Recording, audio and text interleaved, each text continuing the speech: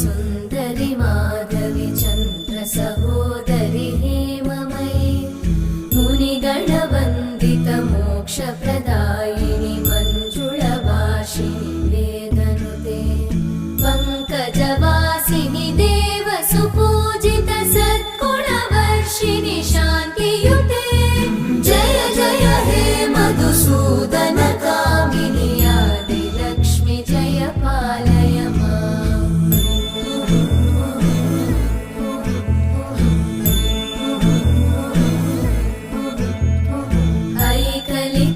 ऐकलिकल्मषनाशिनि कामिनि वैदिकरूपिणि वेदमये क्षीरसमुद्भव